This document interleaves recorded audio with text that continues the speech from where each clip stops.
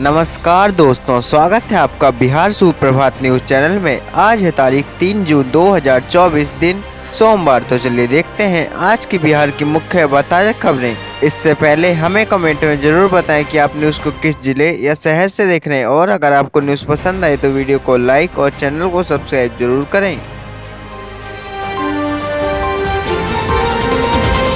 बिहार के कई शहरों में बारिश के आसार, लेकिन इन जिलों में बरस रही आग। सबसे गर्म हुआ औरंगाबाद। जी हां दोस्तों, बिहार के कुछ जगहों पर आज हल्की बारिश के आसार हैं। मौसम विभाग ने उत्तर बिहार के साथ ही दक्षिण पूर्व और मध्य पूर्व के भाग के 2 स्थानों पर गरज के साथ बूंदाबांदी की संभावना जताई है। मौसम विभाग ने शनिवार को एक रिपोर्ट जारी कर बताया था कि जून में सामान्य या सामान्य से कम बारिश होने के आसार हैं। वहीं अधिकतम तापमान सामान्य से अधिक रहेगा, जबकि न्यूनतम तापमान सामान्य से अधिक रहने की उम्मीद है। रविवार को पटना सहित प्रदेश के 20 शहरों के अधिकतम तापमान में गिरावट आई। वहीं 15 शहरों के तापमान में बढ़ोतरी हुई है। इस दौरान 44 डिग्री के साथ औरंगाबाद प्रदेश का सबसे गर्म जिला रहा।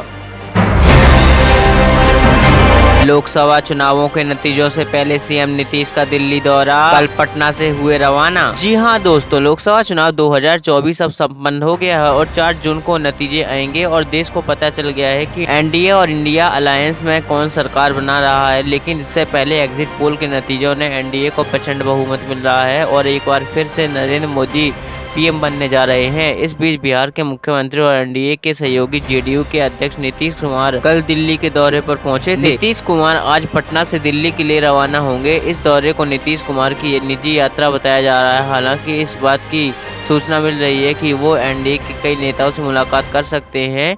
बीते 1.5 महीनों से सीएम नीतीश कुमार प्रचार में व्यस्त थे। बिहार में एनडीए को घाटा, 5 सीटों तक का नुकसान, आरजेडी कांग्रेस को 7 सीटें। बिहार में लोकसभा चुनाव 7 चरणों में खत्म हो गया, जहां अहम टक्कर एनडीए और इंडिया अलायंस के बीच मानी जा रही है। इस बीच India TV CNX exit poll ने नतीजे जारी किए हैं, जिसके मुताबिक बिहार में एनडीए को झटका लगता दिख रहा है। हालांकि बीजेपी को इस बार भी उतनी ही सीटें मिलती दिख रही हैं जितनी 2019 के लोकसभा चुनाव में मिली थी। हालांकि जेडीयू के 3 से 5 सीटों का नुकसान होता दिख रहा है। नतीजों के मुताबिक बिहार की 40 सीटों पर बीजेपी को 17, जेडीयू को 11 से 13, लोजपा को 3 से 4, जीतन मांझी की हिंदुस्तान आवास मोर्चा को 1 सीट मिलती दिख रही है।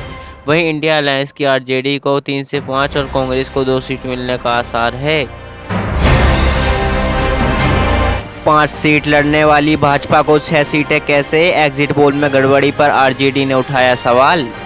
जी हां दोस्तों, आरजेडी ने एक्स पर पोस्ट करते हुए लिखा कि नमूनों के एग्जिट पोल के नमूने देखिए। बिहार में एलजेपी कितनी सीट पर लड़ रही है और इंडिया टुडे कितनी सीट पर जीत रहा है। एलजेपी 5 सीट पर लड़ रही है और यस एग्जिट पोल बता रहा है कि वह 6 सीट जीत रही है। वहीं झारखंड में कितनी सीट पर लड़ रही है और यह महासक कितनी सीट दे रहे हैं। सीपीआई मात्र 1 सीट पर लड़ी, एग्जिट पोल 3 सीट दे रहा है।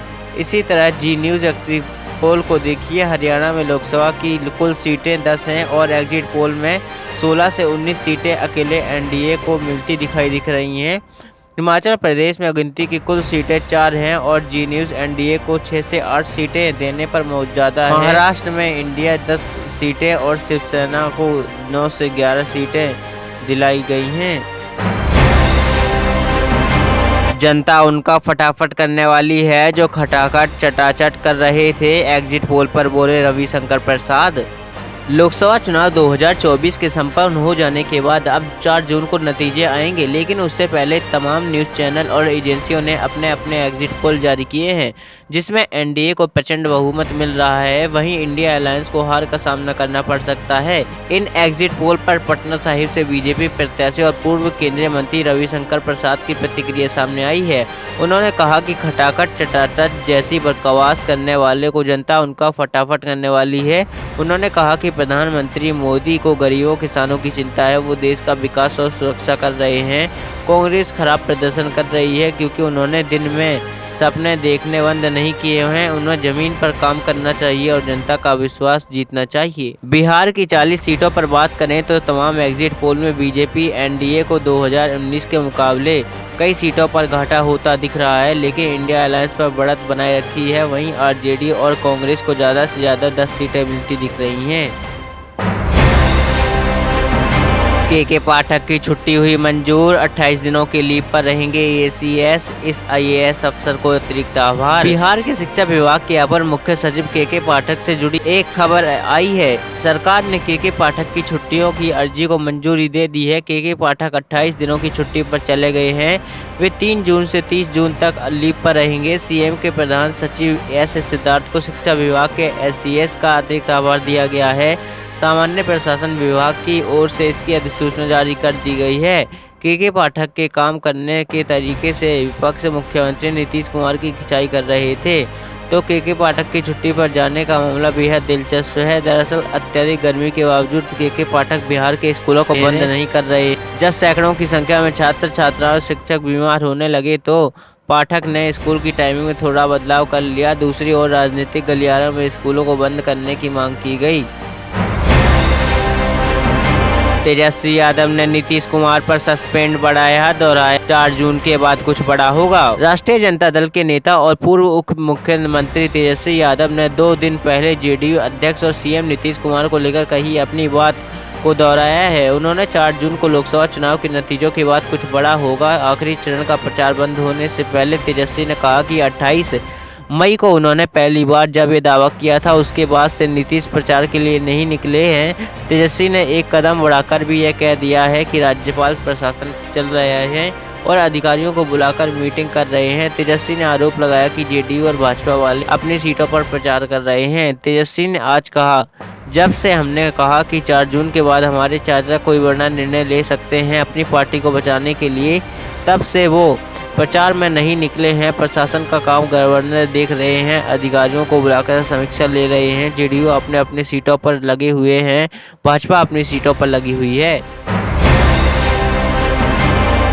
अगर वो फिर पीएम बने, एग्जिट पोल के बाद प्रधानमंत्री मोदी पर मनोज झा का हमला। लोकसभा चुनाव 2024 के लिए एग्जिट पोल आने के बाद सियासी बयानबाजी का दौर तेज हो गया है। बिहार में आरजेडी सांसद मनोज झा ने पीएम नरेंद्र मोदी पर बड़ा हमला बोला है। एग्जिट पोल के आंकड़ों का जिक्र करते हुए मनोज झा ने कहा कि अभी 4 जून का इंतजार किया जाना चाहिए, जिस दिन वास्तविक नतीजे आएंगे। मनोज झा यही नहीं रुके, उन्होंने कहा कि तेजस्वी यादव ने पीएम मोदी के लिए मुश्किलें खड़ी कर दी हैं। आरजेडी सांसद ने कहा कि पीएम ने इस चुनाव के दौरान मुद्दों पर आधारित एक भी बात नहीं की है। इसके बावजूद अगर वह फिर से प्रधानमंत्री बनते हैं तो कुछ चिंता मुझे होगी। आरजेडी सांसद मनोज झा ने कहा कि इस लोकसभा चुनाव में पीएम मोदी का बयान भैंस और मंगलसूत्र से शुरू हुआ है, इसके बाद यह मुजरा तक पहुंच गया। इसके उलट तेजस्वी यादव ने रोजगार पर बात की है, उन्होंने सामाजिक आर्थिक न्याय पर बात की है। प्रधानमंत्री ने इन मुद्दों पर कुछ भी नहीं कहा है। 2 महीने पहले गढ़े गए थे एग्जिट पोल में बीजेपी की जीत पर फूटा ममता बनर्जी का गुस्सा, मीडिया पर खूब भड़की। पश्चिम बंगाल की मुख्यमंत्री ममता बनर्जी ने रविवार को कहा कि एग्जिट पोल के अनुमान जमीनी हकीकत से मेल नहीं खाते। ममता बनर्जी ने कहा कि एग्जिट पोल 2 महीने पहले ही घर पर चढ़े गए थे। उन्होंने दावा किया कि इस एग्जिट पोल का कोई मूल्य नहीं है और उन्होंने इन्हें दिखाने के लिए मीडिया की आलोचना की है। उन्होंने टीवी बंगला को बताया, हमने देखा कि 2016 से 19 और 21 में एग्जिट पोल कैसे दिए गए थे, कोई भी भविष्यवाणी सच नहीं हुई। बनर्जी ने कहा कि एग्जिट पोल कुछ लोगों ने 2 महीने पहले इंडिया के लिए घर पर ही बनाए थे, इनका कोई महत्व नहीं है। उन्होंने कहा कि इनकी रैलियों में लोगों की प्रतिक्रिया एग्जिट पोल की भविष्यवाणी से मेल नहीं खाती। 4 घंटे लाइन में लगने के बाद भी भक्तों के हाथ खाली, 4 धाम ऑफलाइन रजिस्ट्रेशन की स्लॉट हुए फुल। केदारनाथ, बद्रीनाथ, यमुनोत्री समेत चारों धामों के लिए रजिस्ट्रेशन के सभी स्लॉट फुल हो गए थे। विदित हो कि 15 मई से ऑफलाइन रजिस्ट्रेशन को बंद कर दिया गया है, जिसे पुनः 1 जून को शुरू किया गया था।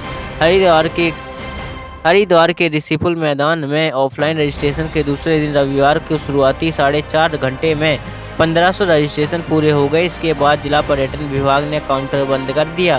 काउंटर बंद होने के बाद ऋषि फल मैदान पहुंचे।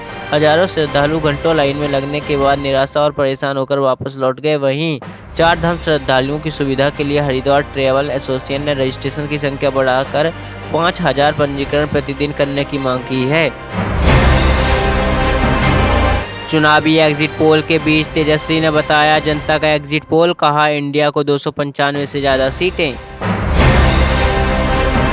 सच हुआ एग्जिट पोल तो बिहार में आएगा सियासी भूचाल, टूट सकता है तेजस्वी का सीएम बनने का सपना। तात्कालिक नफा नुकसान से आगे बिहार की राजनीति पर लोकसभा चुनाव के परिणाम का दीर्घकालिक प्रभाव तय है। इस परिणाम के साथ ही लगभग 1.5 वर्ष बाद होने वाले विधानसभा चुनाव की पटकथा का लेखन भी शुरू हो जाएगा। दोनों गठबंधनों के स्वरूप में बहुत अधिक परिवर्तन नहीं होने पर भी उपलब्धि व प्रदर्शन के आधार पर बड़े भाई की भूमिका पुनरीक्षण बहुत संभावित है। स्थापित चेहरों की क्षमता का पुनर्लोकन होगा तो साख धाक के लिए जूझने वालों की कुव्वत की परख भी हो जाएगी। एग्जिट पोल अगर सही निकले तो महागठबंधन को अथाह दुख देने वाला यह लगातार तीसरा चुनाव होगा। ऐसे में उसके अस्तित्व नेतृत्व पर संकट होगा। अगर अनुमान गलत हुए तो राष्ट्रीय जनतांत्रिक गठबंधन के लिए बिहार की सत्ता को रखने की चुनौती होगी। तो ये थे आज के मुख्य और बड़ी खबरें। अगर आपको न्यूज़ पसंद आई हो तो वीडियो को लाइक और चैनल को सब्सक्राइब जरूर करें। धन्यवाद।